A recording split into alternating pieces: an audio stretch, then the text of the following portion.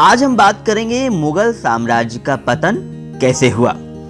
बाबर द्वारा स्थापित मुगल साम्राज्य औरंगजेब की मृत्यु के बाद कमजोर होता चला गया।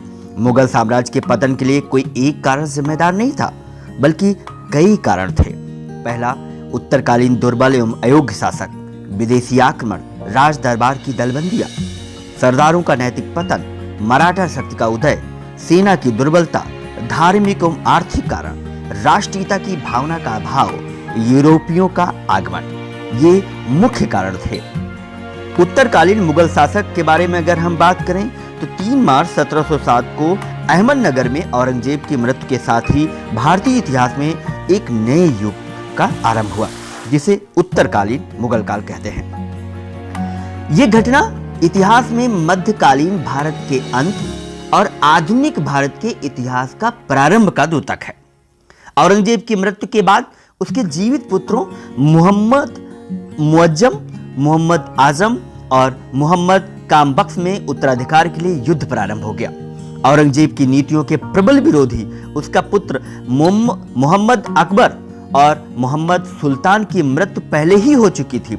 औरंगजेब की मृत्यु के समय मुगल साम्राज्य में कुल 21 प्रांत थे, जिनमें एक अफगानिस्तान काबुल, उत्तर भारत में 14 और दक्षिण भारत में 6 में औरंगाबाद, बरार, तेलंगाना, बीजापुर, हैदराबाद और खानदेश, जिनमें मुअज्जम काबुल का, आजम गुजरात का और कामबख्श बीजापुर का सूबेदार था।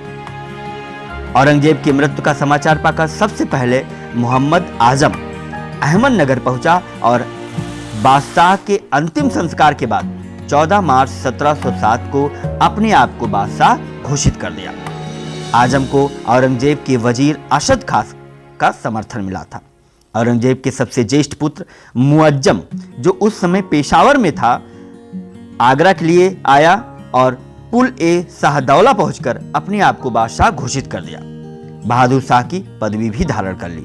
मुअज्जम 12 जून 1707 को आगरा पहुंचा। 18 जून 1707 को आगरा से 20 मील दूर सामूगढ़ के समीप एक स्थान है, वहां पर मोहम्मद आजम और मुअज्जम के मध्य संघर्ष हुआ, जिसमें आजम मारा गया और मुअज्जम विजयी हुआ। आजम के साथ उसके 2 पुत्र बीदर बख्त और वलाजाह भी मारे गए। 13 जनवरी 1709 को मुअज्जम और कामबख्श के मध्य हैदराबाद के निकट युद्ध हुआ। इसमें कामबख्श मारा गया और मुअज्जम को बहादुर शाह प्रथम की उपाधि के साथ दिल्ली के सिंहासन पर बिठा दिया गया। बहादुर शाह प्रथम 1707 ईस्वी में 63 वर्षीय बहादुर शाह प्रथम, जिसे शाह आलम भी कहा जाता है, मुगल सम्राट बना और वो औरंगजेब का जीवित सबसे ज्येष्ठ पुत्र था, जिसका जन्म 1643 को राजौरी के राजा राजू की पुत्री नवाब बाई से हुआ था। बहादुर शाह प्रथम उत्तरवर्ती मुगलों में प्रथम और अंतिम शासक था जिसने वास्तविक सत्ता का उपयोग किया। बहादुर शाह ने दरबारी गुटों का सहयोग प्राप्त करने के लिए शांतिपूर्ण मैत्री की नीति अपनाई। मैत्री नीति क्या थी? हिंदू सरदारों और राजाओं के प्रति सहिष्णुता की नीति, राजपूतों को उनके प्रदेशों में पुनः स्थापित कर देना, किंतु सूबे के सूबेदारों के ओहदों की मांग उसने नहीं मानी। संभाजी का पुत्र साहू जी 1689 से मुगलों के पास कैद था, उसने 1707 में मुक्त कर दिया। बहादुर शाह ने गोविंद सिंह के साथ संधि करके एक बड़ा मंथन प्रदान कर मेल मिलाप की कोशिश की। बुंदेला सरदार छत्रसाल और जाट सरदार चूड़ामल के साथ भी मित्रता की नीति अपनाई। परिणाम स्वरूप छत्रसाल निष्ठावान सामंत बना रहा और चूड़ामल बंदा बहादुर के खिलाफ अभियान में बादशाह का साथ दिया। औरंगजेब द्वारा लगाया गया जजिया कर भी बंद कर दिया गया। जोधपुर के राणा अजीत सिंह ने अपने को स्वतंत्र शासक घोषित करके मुगल प्रदेश पर आक्रमण कर दिया। बहादुर शाह ने आमेर, जो वर्तमान में जयपुर है, पहुंचकर वहां के उत्तराधिकार के प्रश्न पर हस्तक्षेप करके विजय सिंह को आमेर का राजा घोषित किया। इसके बाद वो जोधपुर गया और अजीत सिंह को परास्त कर उसे क्षमा प्रदान की। उसके मारवाड़ का राजा स्वीकार कर 3500 का मनसब प्रदान किया। जब बहादुर शाह कामबख्श के विरुद्ध दक्षिण की ओर जा रहा था, तब अजीत सिंह और दुर्गादास ने आमेर के राजा विजय सिंह को परास्त कर उसके राज्य पर अधिकार कर लिया। बहादुर शाह को पुनः राजपुताना जाना पड़ा, किंतु उसने संधि कर ली। उन्हें अपने अपने राज्यों में भेज दिया गया। बहादुर शाह ने मराठों के प्रति अस्थिर नीति अपनाई और जुल्फकार खां के प्रस्ताव पर शिवाजी के पौत्र साहू को, जो 1689 से मुगलों के पास कैद था, मुक्त कर दिया। महाराष्ट्र जाने की अनुमति दे दी। उसने उन्हें दक्कन की सरदेशमुखी दे दी, मगर चौथ का अधिकार नहीं दिया, अर्थात साहू को मराठों का विधिवत राजा नहीं माना। इस प्रकार उसने मराठा राज्य के ऊपर आधिपत्य के लिए ताराबाई और साहू को आपस में लड़ने के लिए छोड़ दिया। इससे साहू और मराठा सरदार असंतुष्ट रहे और दक्कन अव्यवस्था का शिकार बना रहा। बहादुर शाह प्रथम की शांतिपूर्ण नीति के बावजूद सिख नेता बंदा बहादुर ने बगावत कर दिया। बंदा बहादुर की सबसे महत्वपूर्ण विजय 1710 में सरहिंद की विजय थी। 1710 में ही उसने गुरु नानक व गुरु गोविंद सिंह के नाम के सिक्के जारी किए। अंततः बहादुर शाह प्रथम ने बंदा बहादुर को लाहगढ़ नामक स्थान पर पराजित किया, लेकिन 27 फरवरी 1712 ईस्वी में बादशाह की मृत्यु हो गई और लाहगढ़ को पुनः सिखों ने वापस ले लिया। बहादुर शाह प्रथम के दरबार की एक अन्य महत्वपूर्ण घटना डच शिष्टमंडल का जोशुआ केटलर के नेतृत्व में 1711 ईस्वी में मुगल दरबार में आना रहा, जिसके स्वागत में पुर्तगाल स्त्री जुलियान की महत्वपूर्ण भूमिका थी। इसे वीवी या फिदवा आदि की उपाधि दिया गया। इतिहासकार सिडनी ओवन ने बहादुर शाह की मृत्यु पर कहा था कि यह अंतिम मुगल सम्राट था जिसके विषय में कुछ अच्छे शब्द कहे जा सकते हैं। इसके बाद मुगल साम्राज्य का तीव्रगामी और पूर्ण पतन मुगल सम्राटों की राजनीतिक तुच्छता, शक्तिहीनता का द्योतक है। इतिहासकार खफी खान ने इसे साहे बेखबर की उपाधि दी थी। बहादुर शाह की मृत्यु के बाद उसके चारों पुत्र इतने निर्लज्ज हो गए कि उत्तराधिकार के लड़ते लड़ते सम्राट और बहादुर का शव 1 माह तक दफन ही नहीं किया जा सका था। अब हम बात करेंगे जहांदार शाह का कार्यकाल कैसा रहा। बहादुर शाह की मृत्यु के बाद उसके चारों पुत्र जहांदार शाह, अजीम उस शान, रफी उस शान और जहां शाह के मध्य उत्तराधिकार के लिए एक नया युद्ध प्रारंभ हो गया। दरबार में ईरानी गुट के नेता जुल्फकार खां की सहायता से जहांदार शाह गद्दी पर बैठा और शेष 3 पुत्रों इस संघर्ष में मारे गए। 51 वर्ष की आयु में 29 मार्च 1712 को शासक बने जहांदार शाह ने जुल्फकार खां को उसके सहयोग के कारण अपना वजीर और उसके पिता अशद खां को वकील नियुक्त कर लिया। जहांदार शाह के शासनकाल में शासन की पूरी बागडोर वजीर जुल्फकार खां के हाथ में थी। उसी के सलाह पर जहांदार शाह ने अपने शासनकाल में पुनः रोपित जजिया कर को समाप्त कर दिया। जयसिंह को मालवा का सूबेदार नियुक्त किया और मिर्जा राजा की उपाधि दी। मारवाड़ के अजीत सिंह को महाराजा की पदवी दी और गुजरात का सूबेदार नियुक्त किया। मराठा के साथ पुरानी स्थिति बहाल कर दी गई, जिसके अनुसार मराठा शासक को दक्कन का चौथ और वहां की सरदेशमुखी इस शर्त पर दी गई कि वो उनकी वसूली मुगल अधिकारी करेंगे और फिर मराठा अधिकारी को दे देंगे।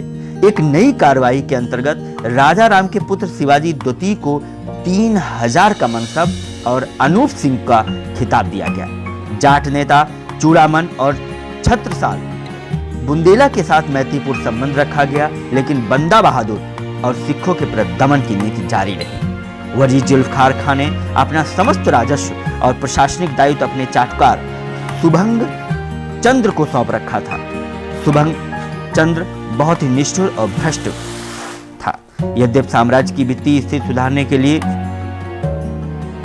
जागीरों और ओहदों के अंधाधुंध बंटवारे पर रोक तो लगा दी गई, लेकिन उसने एक गलत पद्धति इजारा व्यवस्था, मतलब भू राजस्व की वसूली ठेके पर दिए जाने की प्रथा को बढ़ावा दे दिया, जिसके कारण किसानों का उत्पीड़न बढ़ गया।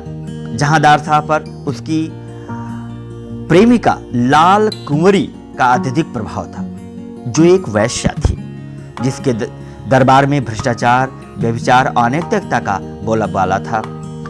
वो एक कमजोर और विलासी शहजादा था और शासन के प्रति उदासीन और लापरवाह था। इस कारण लोग उसे लंपट मूर्ख की संज्ञा देते हैं। जहांदार शाह के विषय में इतिहासकार खफी खान ने लिखा कि नया शासनकाल चरणों और गायकों, नर्तकों एवं नाट्य कर्मियों के समस्त वर्गों के लिए बहुत अनुकूल युग था। उपरोक्त परिस्थितियों का फायदा उठाकर जहांदार शाह को अजीम उस शान के पुत्र अर्थात सम्राट का भतीजा फर्रुखसियर पटना के सूबेदार सैयद हुसैन अली खां और उसके बड़े भाई इलाहाबाद के सहायक सूबेदार सैयद अब्दुल्ला खां की सहायता से चुनौती दी। 10 फरवरी 1713 को जहांदार शाह आगरा में बुरी तरह परास्त हुआ और 11 फरवरी 1713 को अशद खां और जुल्फकार खां के द्वारा फर्रुखसियर ने उसे मरवा दिया और स्वयं सम्राट बन गया। फर्रुखसियर का कार्यकाल कैसा रहा इस पर नजर डालेंगे। फर्रुखसियर 11 जनवरी 1713 को मुगल सिंहासन पर बैठा। सुल्तान ने अब्दुल्ला खां को वजीर और हुसैन अली खां को मीर बख्शी नियुक्त कर दिया। सिंहासन पर बैठने के बाद फर्रुखसियर ने जुल्फकार खां की हत्या करवा दी और उसके पिता अशद खां को कैद में डाल दिया। उसने दक्षिण के 6 सूबों की सूबेदारी चिनकिलिच खां को, जो निजाम उल मुल्क के नाम से प्रसिद्ध था, को सौंप दी। सैयद बंधुओं ने धार्मिक सहिष्णुता की नीति अपनाई और फर्रुखसियर की गद्दी पर बैठते ही जहांदार शाह के अंतिम समय में पुनः अपनाई गई धार्मिक असहिष्णुता की नीति को त्याग दिया और जजिया कर को तुरंत समाप्त कर दिया। कई जगहों पर तीर्थ यात्री कर हटा दिया गया। अनेक राजपूत राजकुमारों को प्रशासन में प्रभावशाली ओहदे देकर अपनी ओर मिला लिया गया। जाट सरदार चूड़ामणि के साथ दोस्ती कर ली गई। मारवाड़ा के राजा अजीत सिंह को उसने परास्त किया और परास्त होने के बाद उसने अपनी पुत्री का विवाह फर्रुखसियर से कर दिया।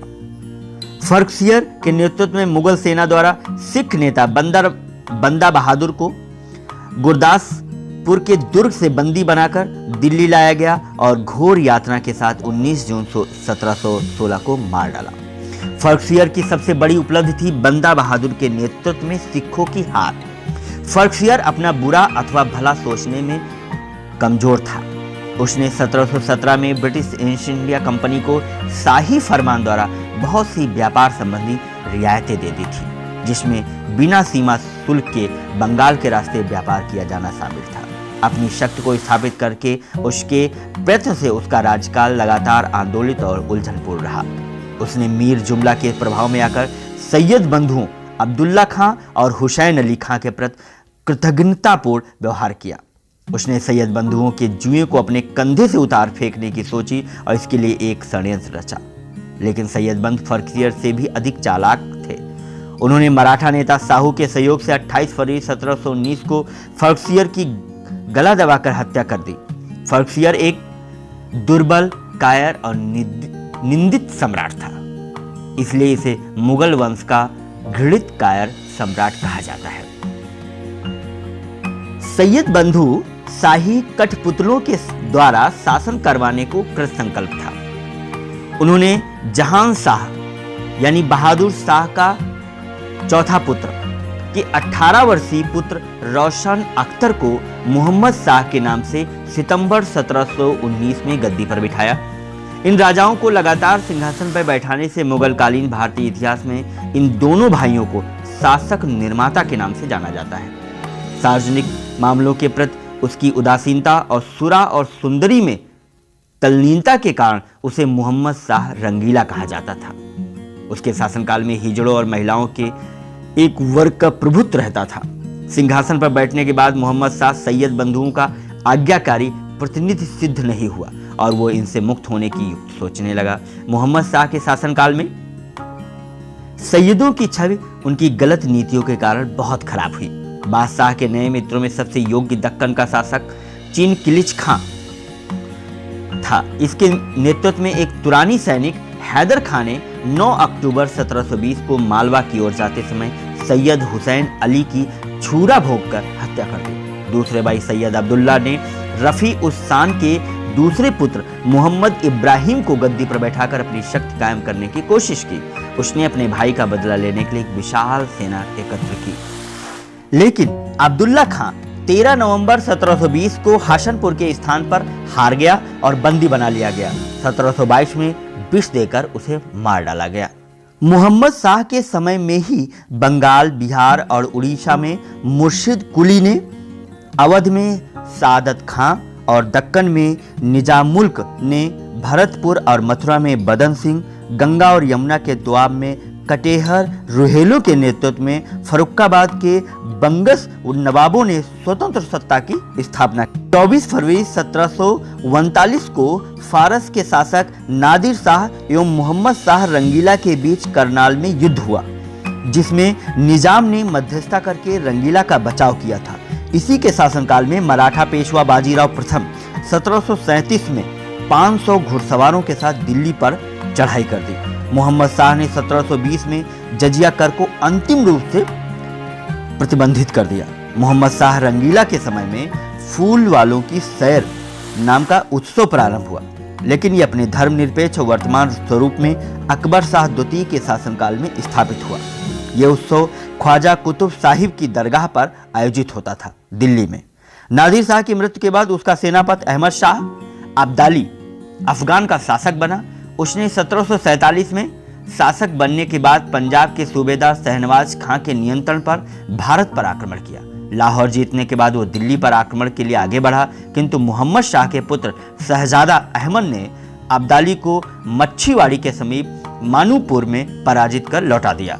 अप्रैल 1748 में मोहम्मद शाह की मृत्यु के बाद उसका पुत्र अहमद शाह दिल्ली के सिंहासन पर बैठा। अहमद शाह के समय में अहमद शाह अब्दाली ने भारत पर 5 बार आक्रमण किया। बहादुर बादशाह ने अपना वजीर सूबेदार सफदरजंग को नियुक्त किया था और अपने प्रिय हिजड़ों के सरदार जावेद खां को नवाब बहादुर की उपाधि दी, जिससे तमाम अमीर और उमरा वर्ग इससे रुष्ट हो गए। परिणाम स्वरूप सफदरजंग ने नवाब बहादुर का कत्ल करा दिया। सेना को वेतन देने हेतु अहमद शाह को राजमहल के बर्तन तक बेचने पड़े थे। मराठों के सहयोग से इमाम दुल मुल्क सफदरजंग को अपदस्थ करके स्वयं प्रधानमंत्री बना। अहमद शाह के काल में साम्राज्य के प्रशासनिक कार्यों में राजमाता उधम बाई का अत्यधिक हस्तक्षेप था, जिसे किबला ए आलम की उपाधि प्राप्त थी। इमादुल मुल्क ने मराठों की सहायता से अहमद शाह को अंधा करके सलीमगढ़ की जेल में डालकर आलमगीर द्वितीय को सत्ता पर काबिज करवा दिया। अजीजुद्दीन वजीर गाजीउद्दीन की कृपा से मुगल सिंहासन पर बैठा। उसने औरंगजेब की उपाधि आलमगीर धारण की और अपने को आलमगीर के नाम से घोषित किया। इसके शासनकाल में शासन प्रबंध की संपूर्ण शक्ति गाजीउद्दीन के हाथों में थी। एक प्रकार से उसने अपने आप को राज सिंहासन पर कैद पाया। आलमगीर द्वितीय के शासनकाल में अब्दाली ने पुनः 1756 से 57 और 1759 में आक्रमण किया और मराठों ने 1758 में दिल्ली पर आक्रमण किया। मुगल बादशाह मूकदर्शक बनकर अपनी आंखों के सामने सब कुछ देखते रह गए। आलमगीर ने अब अपने को गाजीउद्दीन के नियंत्रण से मुक्त होने का प्रयत्न किया, लेकिन वो षड्यंत्र उसके लिए विनाशकारी सिद्ध हुआ। गाजीउद्दीन ने उसकी हत्या करवा दी। इसी सम्राट के शासनकाल में 1757 में प्लासी के युद्ध से भारत में ईस्ट इंडिया कंपनी की जीत हुई और ब्रिटिश साम्राज्य की नींव पड़ी। आलमगीर द्वितीय की हत्या के समय उसका पुत्र अली गौहर पटना में था और वहीं पर उसने अपने आप को शाह आलम द्वितीय की उपाधि के साथ सुल्तान घोषित कर दिया। इसी समय दिल्ली में इमादुल मुल्क ने कामबख्श के पौत्र मुही उल मिल्लत को शाहजहां तृतीय के नाम से सिंहासन पर बैठा दिया। इस प्रकार आलमगीर द्वितीय के मृत्यु के बाद मुगल साम्राज्य में 2 अलग अलग स्थानों पर 2 बादशाह सिंहासन पर बैठे। इसका शाह आलम द्वितीय का वास्तविक नाम अली गौहर था। यह आलमगीर द्वितीय का पुत्र था। अपने पिता की हत्या के समय अली गौहर पटना में था, जहां इसने शाह आलम द्वितीय की उपाधि धारण की। 22 दिसंबर 1759 को स्वयं को बादशाह घोषित किया। किंतु अहमद शाह आब्दाली के आक्रमण के परिणाम स्वरूप अराजकता इतनी फैल गई कि वो स्वयं को सम्राट घोषित करने के बाद भी 12 वर्ष तक दिल्ली में प्रवेश नहीं कर पाया था। ऐसा वजीर गाजीउद्दीन द्वारा मुगल दरबार की गुटबाजी के कारण हुआ था। अंततः मराठों की सहायता से 1772 में वो दिल्ली आया और सिंहासन पर बैठा।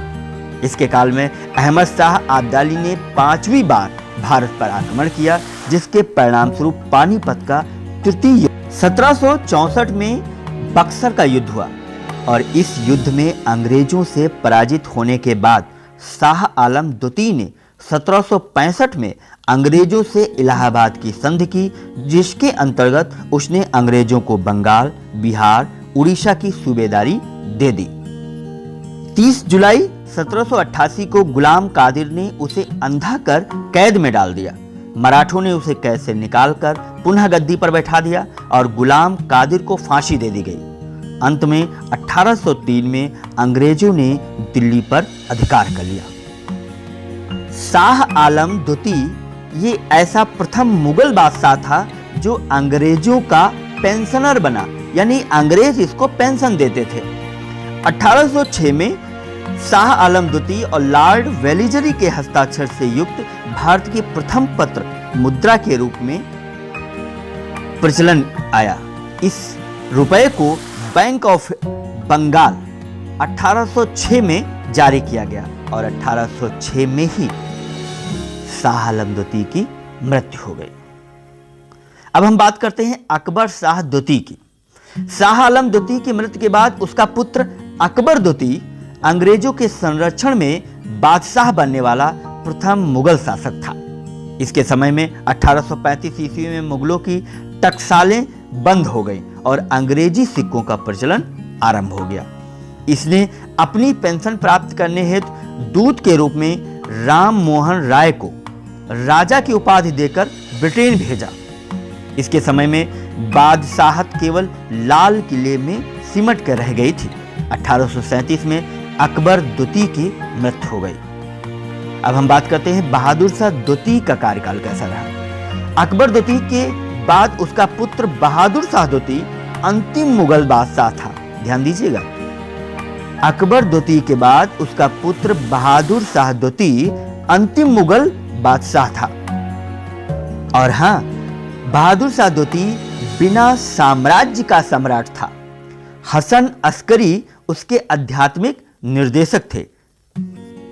इब्राहिम जौक और असद उल्लाह खां गालिब उसके कविता के शिक्षक थे। बहादुर शाह द्वितीय स्वयं जफर उपनाम से शायरी लिखा करता था। 1857 के प्रथम स्वतंत्रता संग्राम में भाग भी लिया। अंग्रेजों ने उसे हुमायूं के मकबरे से गिरफ्तार किया और उस पर मुकदमा चलाया।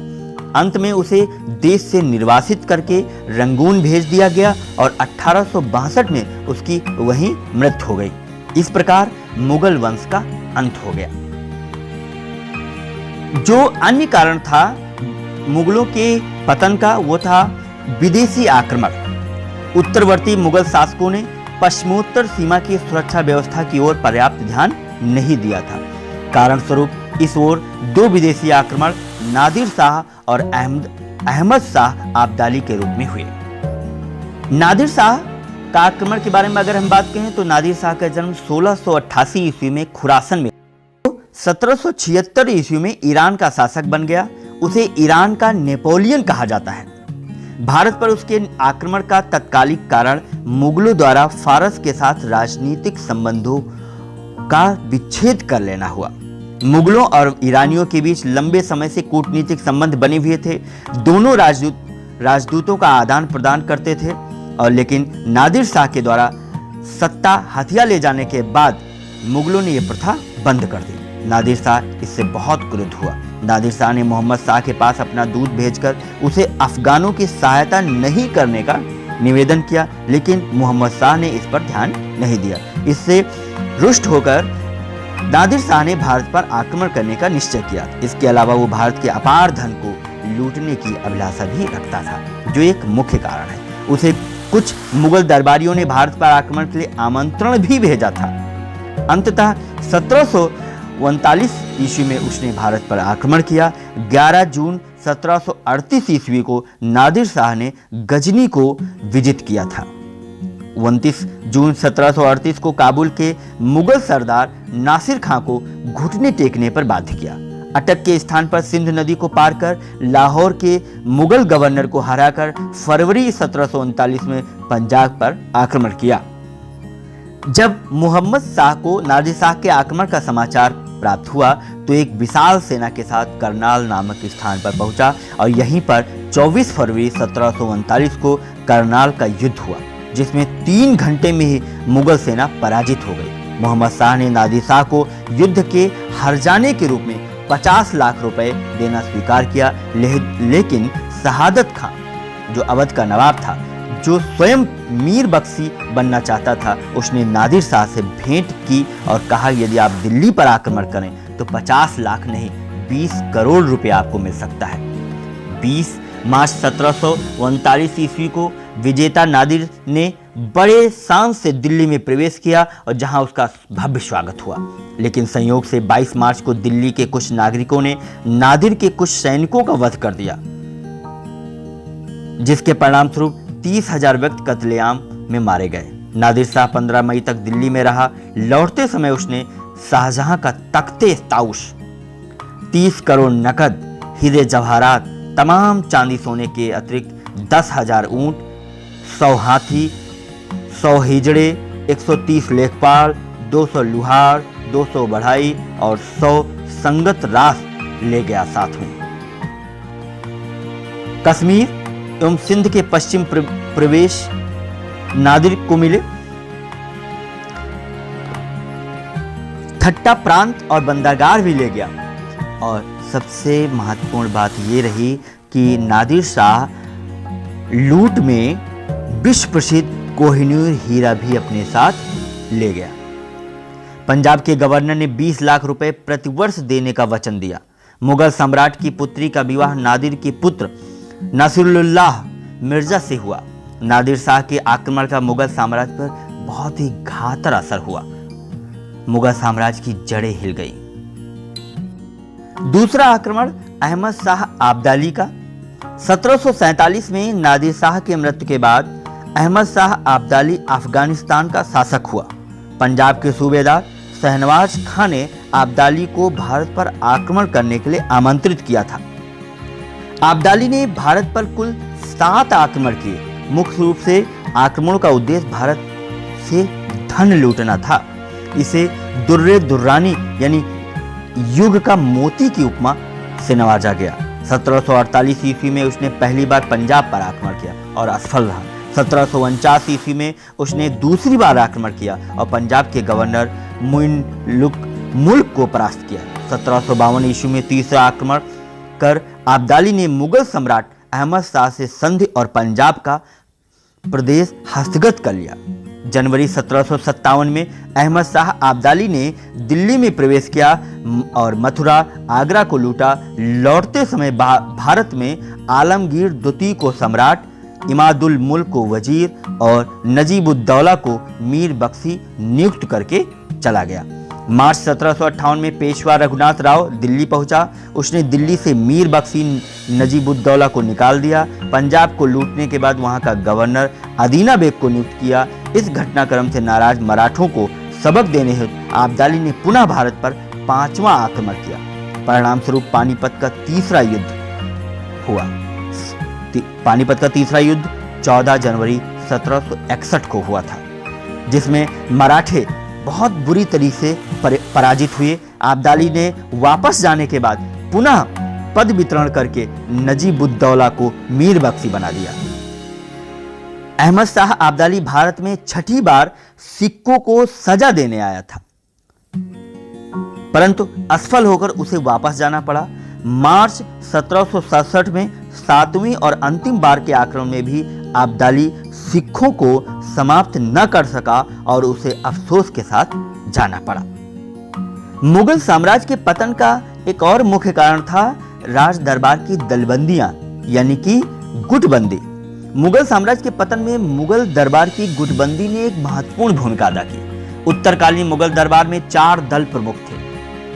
तुरानी, अफगानी, ईरानी और हिंदुस्तानी। तुरानी दल में वह लोग थे जो ट्रांस ऑक्शियाना और मध्य एशिया के अन्य भागों से आए थे। इस दल में मुख्य रूप से मुहम्मद अमीन खां, उसका चचेरा भाई चिनकिलिच खां जो निजाम उल मुल्क के नाम से प्रसिद्ध था, कमरुद्दीन खां, जकारिया खां सम्मिलित थे। अफगानी दल में वह लोग सम्मिलित थे जो फारस और खुरासान से आए अफगानी थे। इनमें अली मोहम्मद खां और मोहम्मद खां बंगश प्रमुख थे। उपरोक्त दोनों दल के सदस्य प्रायः सुन्नी हुआ करते थे। ईरानी दल के सदस्य शिया थे, जिनमें अमीर खां, शहादत खां, इसहाक खां और राजा निर्माता जुल्फकार खां प्रमुख थे। शेष वह लोग जिनके पूर्वज बहुत पीढ़ियों पहले भारत में आकर बस गए थे अथवा जो हिंदू से मुसलमान बन गए थे और उन्होंने मिलकर हिंदुस्तानी अथवा हिंदू मुस्लिम दल बनाया। इस दल को राजपूतों, जाटों और हिंदू जमींदारों का समर्थन प्राप्त था। इस दल के नेता सैयद बंधु अब्दुल्ला खां और हुसैन अली थे। सम्राट बहादुर शाह और जहांदार शाह के काल में जुल्फकार के नेतृत्व में ईरानी दल शक्तिशाली था, परंतु फर्रुखसियार के राज्यकाल के प्रारंभ में हिंदुस्तानी और तुरानी दल मिल गए और एक शक्तिशाली दल बना लिया। इन दलों ने परस्पर संघर्ष करते हुए न केवल बादशाह को अपने स्वार्थों की पूर्ति का माध्यम बनाया, बल्कि एक दूसरे के विरुद्ध शक्तिशाली पड़ोसियों जैसे कि मराठों या अहमद शाह अब्दाली से सहायता प्राप्त करने का भी प्रयत्न किया। इससे मुगल दरबारों संघर्ष, ईर्ष्या और षड्यंत्रों का केंद्रीय स्थल बन गया, लेकिन बादशाह और साम्राज्य की प्रतिष्ठा भी समाप्त होती गई। अंततः दिल्ली में विदेशी शक्तियों का प्रभाव स्थापित हो गया। सरदारों के नैतिक पतन की अगर हम बात करें तो अकबर, जहांगीर, शाहजहां जहां स्वयं साम्राज्य निर्माता थे, वहीं इनके निर्माण में मुगल सरदारों का भी बहुत योगदान था। बैरम खां, मुनीम खां, राजा मान सिंह, राजा जय सिंह, राजा जसवंत सिंह, मुजफ्फर खां, खान खाना, अब्दुल रहीम, एतमातुल्ला, महावत खां, आसफर खां, सैयदुल्ला खां आदि अनेक सरदार ऐसे हुए जिन्होंने विभिन्न अवसरों पर साम्राज्य की स्थापना और विस्तार में महत्वपूर्ण योगदान दिया। लेकिन बाद में समय में हमें एक ऐसा भी योग्य सरदार प्राप्त नहीं हुआ। यदि कोई सरदार प्राप्त होता भी तो वो वफादार सिद्ध न हुआ। सैयद भाई हुसैन अली और मोहम्मद अली, अवध का सूबेदार नजीबुद्दौला और हैदराबाद राज्य का निर्माता वजीर निजाम उल मुल्क, आसफ जहां आदि योग्य थे तो स्वार्थी भी थे। उत्तरकालीन मुगलों का अभिजात वर्ग बेईमानी, झूठ, मक्कारी, चापलूसी इत्यादि में एक दूसरे से बढ़ चढ़ कर थे। उन्होंने मुगल बादशाहों की सेवा नहीं की, बल्कि मुगल बादशाहों को अपने हित की पूर्ति का साधन बनाया। उत्तरी भारत में मराठों के प्रवेश से मुगल साम्राज्य की आंतरिक समस्याएं बढ़ गई और उसका आंतरिक पतन भी शीघ्रता से हुआ। पेशवाओं ने हिंदू पातशाही का आदर्श सामने रखा, जो मुस्लिम राज्य के क्षय द्वारा पूरा किया जा सकता था।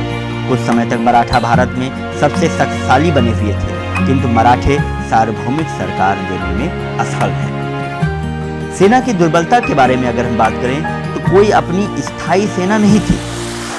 वे सैनिक आवश्यकताओं के लिए मनसबदारों पर निर्भर रहा करते थे। अवसर मिलने पर सम्राटों को धोखा देने में नहीं चूकते थे। सैनिकों को मनसबदार ही वेतन देते थे। उन्हें शाही राजकोष से सीधे वेतन नहीं मिलता था, इसलिए सैनिक और सम्राट में कोई सीधा नैतिक संबंध नहीं था। परिणाम स्वरूप सैनिक मनसबदारों के प्रति भक्त या वफादार नहीं रहे। बैरम खां और महावत खां के विद्रोह ने उक्त व्यवस्था की दुर्बलताओं को स्पष्ट किया, किंतु उत्तरकाल में इस व्यवस्था के दोष भयंकर रूप से सामने आ गए। शाहजहां के काल में ही वीर जात के राजपूतों और अफगानों की सेना में भर्ती बंद कर दी गई। औरंगजेब ने भी इनकी उपेक्षा की और वो अपने सेनापति जसवंत सिंह और जय सिंह पर संदेह करता था। राजपूतों के सहयोग के अभाव में मुगल साम्राज्य पतन की ओर बढ़ता गया और अच्छे जहाजी बेड़ों का अभाव भी मुगल साम्राज्य के पतन का एक कारण था। अंग्रेजों की अपेक्षा मुगल राज्य की समुद्री शक्ति बहुत कमजोर थी, इसलिए भी अंग्रेज भारत में अपना साम्राज्य स्थापित करने में सफल रहे। धार्मिक कारण क्या थे? मुगल साम्राज्य के पतन का एक मुख्य कारण औरंगजेब की धार्मिक नीति थी। अकबर ने उदार धार्मिक नीति अपनाकर हिंदुओं का अपना मित्र बनाया और मुगल साम्राज्य की नींव मजबूत की, लेकिन औरंगजेब ने धार्मिक असहिष्णुता की नीति अपनाकर हिंदुओं को अपना कट्टर शत्रु बना लिया, जिसका परिणाम मुगल साम्राज्य के लिए घातक सिद्ध हुआ। उसकी धार्मिक नीति के कारण जाटों और सतनामियों, राजपूतों, सिखों, बुंदेलों और मराठों के विद्रोह। आर्थिक कारण मुगलों की आमदनी का मुख्य स्रोत भूमि लगान और अनेक सूबों से होने वाली आमदनी थी, लेकिन केंद्रीय सत्ता के कमजोर पड़ जाने से न तो लगान ढंग से वसूल किया जाता था और न ही प्रांतीय सूबेदारों से निर्धारित कर। जैसे जैसे सूबे स्वतंत्र होने लगे, राजकीय आय घटती गई। इसे पूरा करने के लिए किसानों पर दबाव बढ़ाया गया, लेकिन आर्थिक शोषण से पीड़ित किसानों ने कभी कभी विद्रोह कर मुगल विरोधी तत्वों को सहायता पहुंचाई। अनावश्यक युद्धों और कला कौशल के विकास पर आवश्यकता से अधिक धन खर्च किया गया। इससे राज्य की स्थिति दुर्बल हुई। नादिर शाह ने तो मुगलों को कंगाल ही बना दिया। आलमगीर द्वितीय को तो भूखों मरने की नौबत आ गई। ऐसी दुर्बल आर्थिक व्यवस्था में किसी भी राज्य का टिके रहना असंभव था। यही बात मुगलों के साथ भी वही। राष्ट्रीयता की भावना का भी अभाव था। अब हम कुछ महत्वपूर्ण बातों पर ध्यान देंगे। पहला कि मुगल सम्राटों का कार्यकाल क्या था। पहला, बहादुर शाह प्रथम का कार्यकाल 1707 से 1712 ईस्वी, जहांदार शाह 1712 से 1713, फर्रुखसियर 1713 से 1719, रफी उद्दौला शाहजहां द्वितीय जिसे कहा जाता है 1719, मोहम्मद शाह रंगीला 1719 से 1748, अहमद शाह 1748 से 1754, आलमगीर द्वितीय 1754 से 1752, शाहजहां तृतीय 1759 से 1760, शाह आलम द्वितीय 1759 से 1806, अकबर शाह द्वितीय 1806 से 1837 और बहादुर शाह द्वितीय 1837 से 1857। औरंगजेब की मृत्यु 3 मार्च 1707 ईस्वी को अहमदनगर में हुई। उत्तर मुगल काल में प्रथम और अंतिम शासक हुए पहला बहादुर शाह प्रथम और अंतिम शासक बहादुर शाह द्वितीय। शाह ए बेखबर की उपाधि बहादुर शाह प्रथम को प्रदान की गई। नादिर शाह का आक्रमण मोहम्मद शाह मुगल शासक के काल में हुआ। पानीपत के तृतीय युद्ध के समय मुगल सम्राट शाह आलम द्वितीय था। फर्रुखसियर मुगल शासक के काल में सैयद बंधु प्रभावशाली और शक्तिशाली बने। औरंगाबाद में औरंगजेब की मजार स्थित है। फर्रुखसियर मुगल शासक को गीदड़ शायर की उपमा दी गई है। महाराजा अजीत सिंह ने अपनी बेटी का विवाह फर्रुखसियर से कर दिया था। सैयद बंधुओं ने फर्रुखसियर, रफी उदरजात, रफी उद्दौला, मोहम्मद शाह को सम्राट बनाया। रफी उद दरजात मुगल सम्राट की मृत्यु क्षय रोग से हुई, यानी टीबी। रफी उद्दरजात सबसे कम समय शासन करने वाला सम्राट है। बहादुर शाह प्रथम औरंगजेब द्वारा लगाया गया जजिया कर को समाप्त कर दिया था।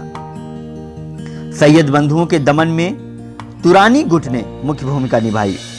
बंदा बहादुर ने सच्चा बादशाह की उपाधि धारण की।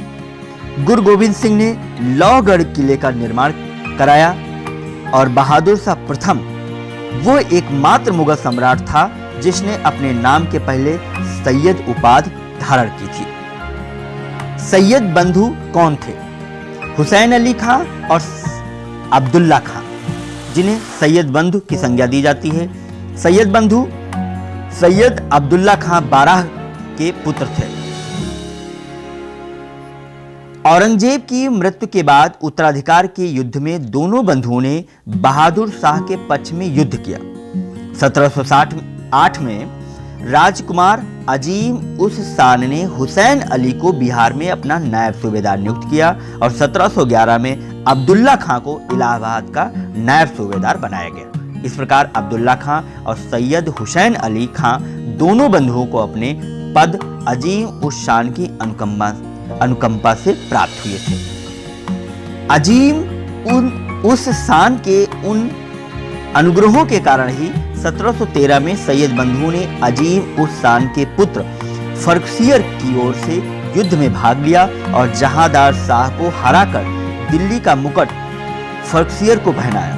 बाद में उन्होंने रफी उद दर्जात, रफी उद दौला और मोहम्मद शाह को क्रमशः सम्राट बनाया। इसी कारण 1713 से 1720 तक के काल को सैयद बंधु काल कहा जाता है। इतिहास में सैयद बंधु को राजा बनाने वाले के नाम से प्रसिद्ध किया गया। किंग मेकर, सैयद बंधु किंग मेकर थे, लेकिन सैयद बंधु मुगल दरबारी राजनीति के शिकार हो गए। हैदर खान ने हुसैन अली की छुरे से हत्या कर दी और अब्दुल्ला खां को विष देकर मार डाला। इस प्रकार 1720 तक सैयद बंधुओं का पतन हो गया। सैयद बंधुओं का पतन वास्तव में औरंगजेब की तरह दक्षिण में आरंभ हुआ और निजामुल मुल्क नामक कांटे ने उसके लिए नासूर का कार्य किया। साहेब बेखबर बहादुर शाह प्रथम को कहा जाता है। लंपट मूर्ख जहांदार शाह को कहा जाता है। घृणित कायर या गीदड़ शायर फर्रुखसियर को कहा जाता है। ईरान का नेपोलियन नादिर शाह को कहा जाता है। रंगीला मोहम्मद शाह को कहा जाता है। शाहजहां द्वितीय रफीउद्दौला को कहा जाता है।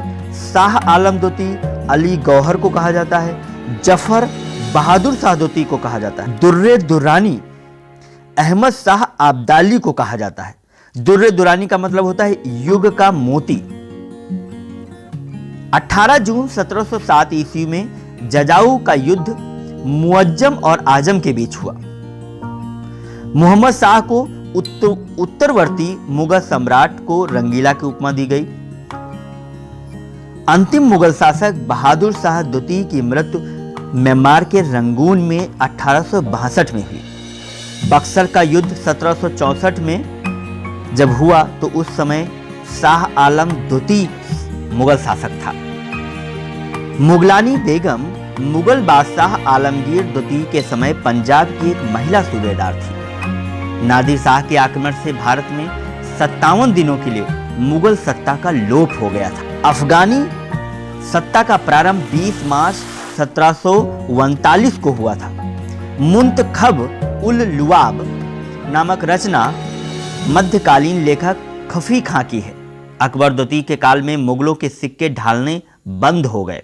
मुगल काल में हुमायूं के बाद कोहिनूर हीरा, अगर हम बात करें क्रमशः, तो मुगल शासकों के राजमुकुट की शोभा बढ़ाता था।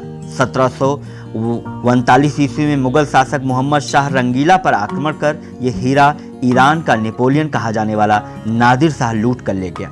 नादिर शाह के मृत्यु के बाद उस पर दुर्रे दुरानी अहमद शाह आब्दाली का अधिकार हो गया।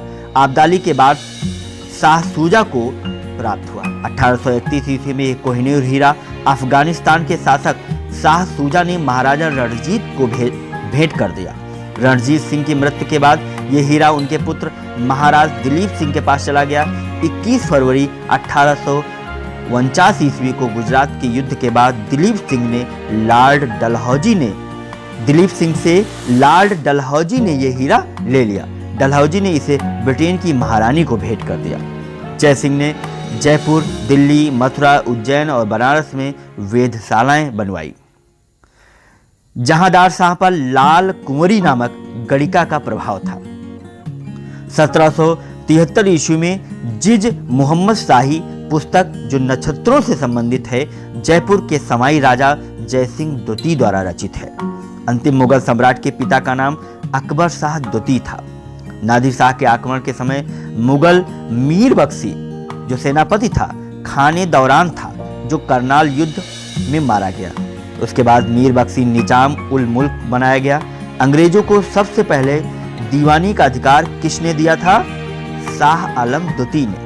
सैयद हुसैन अली 1719 ईस्वी में पेशवा बालाजी विश्वनाथ से दिल्ली की संधि करके मराठों से सैन्य सहायता लेकर फर्रुखसियर को अपदस्थ कर अंधा बना दिया गया था और 10 दिन बाद ही उसकी हत्या कर दी गई।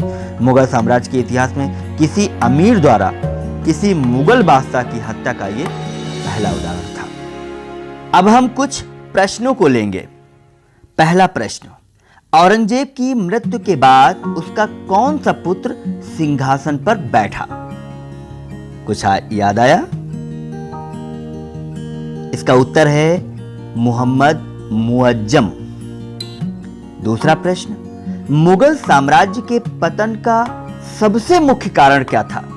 इसका उत्तर है अयोग्य उत्तराधिकारी। जजाऊ का युद्ध किसके बीच हुआ? इसका उत्तर है मुअज्जम और आजम के बीच में हुआ। बहादुर शाह प्रथम के नाम से स्वयं को बादशाह किसने घोषित किया था? शाह आलम प्रथम ने। हिजड़ों के सरदार जावेद खां को नवाब बहादुर की उपाधि किसने प्रदान की थी? इसका उत्तर है अहमद शाह ने। किस मुगल बादशाह का उपनाम जफर था? इसका उत्तर है बहादुर शाह द्वितीय। और किसका वास्तविक नाम अली गौहर था? शाह आलम द्वितीय का वास्तविक नाम अली गौहर था। जयसिंह को मिर्जा राजा की उपाधि किसने प्रदान किया था? जहांदार शाह ने। नादिर शाह ने किस मुगल शासक के शासनकाल में आक्रमण किया था? मोहम्मद शाह के शासनकाल में। राजा जयसिंह को सवाई की उपाधि किस मुगल शासक ने प्रदान किया था? रफीउद्दौला ने। किस मुगल शासक का शासनकाल सबसे कम समय का था? रफी-उद-दरजात। 1835 ईस्वी में किसके समय में मुगलों के सिक्के बनना बंद हो गए थे? अकबर द्वितीय के समय में। किस परवर्ती मुगल बादशाह ने शाहजहां द्वितीय की उपाधि धारण किया था? क्या नाम था? उसका नाम था रफी-उद-दौला। राजा राममोहन राय को राजा की उपाधि किस मुगल बादशाह ने दिया था? अकबर द्वितीय ने। किस मुगल शासक के समय में राजकाज में लाल कुंवरी नामक गणिका अति प्रभावशाली थी? उसका नाम था जहांदार शाह के शासनकाल में। भारतीय इतिहास में किंग मेकर किसे कहा जाता है? हुसैन अली और अब्दुल्ला खान। ये सैयद बंधु हैं। किस मुगल बादशाह के शासनकाल में सैयद बंधु प्रभावशाली और शक्तिशाली हुए? फर्रुखसियर के शासनकाल में। सैयद बंधुओं का अंत किसके समय हुआ था? मोहम्मद शाह के शासनकाल में। सैयद बंधुओं के दमन में किस गुट ने सबसे मुख्य भूमिका निभाई? तुरानी गुट ने। नादिर शाह का दिल्ली पर कब अधिकार हुआ? 20 मार्च 1739 को। नादिर शाह और मोहम्मद शाह के मध्य समझौता कराने में किसने सबसे मुख्य भूमिका अदा की? निजामुल मुल्क ने। नादिर शाह के आक्रमण के समय मुगल सेना का मीर बख्शी कौन था? खाने दौरान। करनाल के युद्ध में खाने दौरान के मारे जाने के बाद मोहम्मद शाह ने किसे मीर बख्शी का पद दिया? निजामुल मुल्क को। अहमद शाह अब्दाली के भारत पर प्रथम आक्रमण के समय मुगल शासक कौन था? मोहम्मद शाह। मोहम्मद शाह मुगल शासक था। अहमद शाह अब्दाली ने भारत पर कितनी बार आक्रमण किया? 7 बार, 7 टाइम। पानीपत के तीसरे युद्ध के समय मुगल सम्राट कौन था? शाह आलम द्वितीय। अहमद शाह अब्दाली के आक्रमण के परिणाम स्वरूप क्या हुआ? यानी कि अहमद शाह अब्दाली ने जब आक्रमण किया उसका क्या परिणाम निकला? सिख शक्ति का अभ्युदय हुआ। अहमद शाह अब्दाली के किस आक्रमण के फलस्वरूप पानीपत का तीसरा युद्ध हुआ? 5वां। अहमद शाह अब्दाली ने जब भारत पर 5वां आक्रमण किया तो उसके परिणाम स्वरूप पानीपत का तीसरा युद्ध हुआ। सफदर जंग को अहमद शाह ने 1748 ईस्वी में किस पद पर नियुक्त किया गया था? साम्राज्य का वजीर यानी प्रधानमंत्री। बक्सर का युद्ध जो 1764 में हुआ के समय मुगल शासक कौन था? शाह आलम द्वितीय। यानी कि जब बक्सर का युद्ध हुआ तो उस समय मुगल शासक शाह आलम द्वितीय था। अहमद शाह अब्दाली के भारत पर आक्रमण का मुख्य उद्देश्य क्या था? भारत की संपदा धन को लूटना। किस अंग्रेजी डॉक्टर ने फर्कशियर के फोड़े को ठीक कर किया था? विलियम हैमिल्टन ने। करनाल का युद्ध कब हुआ? 24 फरवरी 1739 को। ईरान के नेपोलियन की उपमा किसे दिया गया? नादिर शाह। बहादुर शाह के दरबार में कब एक डच प्रतिनिधि शिष्टमंडल जोशुआ कैटलार के नेतृत्व में आया था? वो सन था 1711। किसके समय में? 1716 में बंदा बहादुर को दिल्ली में फांसी दी गई। फर्कशियर के समय में। किसके समय में अंग्रेजों ने दिल्ली पर अधिकार कर लिया? शाह आलम द्वितीय के समय में। किस मुगल सम्राट के बारे में ओवन सिडनी ने कहा था कि वो अंतिम मुगल बादशाह था जिसके संबंध में कुछ अच्छे शब्द कहे जा सकते हैं? बहादुर शाह प्रथम। यानी ये अन्य सम्राटों की अपेक्षा कुछ अच्छा था। मुंतखब उल लुबाब रचना किस मध्यकालीन लेखक की है? खफी खां की। Fall of the Mughal empire ये किसकी पुस्तक है? जदुनाथ सरकार की। फर्कशियर के द्वारा जारी शाही फरमान से किसको थोड़ा सा सहूलियत मिली थी? बंगाल में अंग्रेजी व्यापार को। मुगल बादशाह आलमगीर द्वितीय के समय में पंजाब में सूबेदार एक महिला थी, उसका नाम क्या था? मुगलानी बेगम नाम था। नादिर शाह के आक्रमण से भारत में कुछ दिनों के लिए मुगल सत्ता की समाप्ति और अफगानी सत्ता का आरंभ हुआ। वो तिथि क्या थी? बहुत इंपॉर्टेंट है। वो तिथि थी 20 मार्च 1739। मयूर सिंहासन पर बैठने वाला अंतिम मुगल सम्राट कौन था? मोहम्मद शाह। किस मुगल बादशाह को वजीर गाजिउद्दीन ने दिल्ली में दाखिल नहीं होने दिया था? शाह आलम द्वितीय को। भारत का आखिरी मुगल सम्राट कौन था? बहादुर शाह जफर। नादिर शाह के आक्रमण के समय मुगल शासक कौन था? मोहम्मद शाह। मुगल सम्राट जहांदार शाह के शासन का समय से पूर्व अंत कैसे हुआ? इसका उत्तर है एक युद्ध में वे अपने भतीजे द्वारा पराजित हो गए थे। किसके शासन में हिजड़ों और महिलाओं के एक वर्ग का प्रभुत्व था? मोहम्मद शाह के शासनकाल में। अंतिम मुगल सम्राट बहादुर शाह था, उसके पिता का नाम क्या था? अकबर शाह द्वितीय। बहादुर शाह के पिता का नाम था अकबर शाह द्वितीय। किसने दिल्ली में खगोलीय वेधशालाएं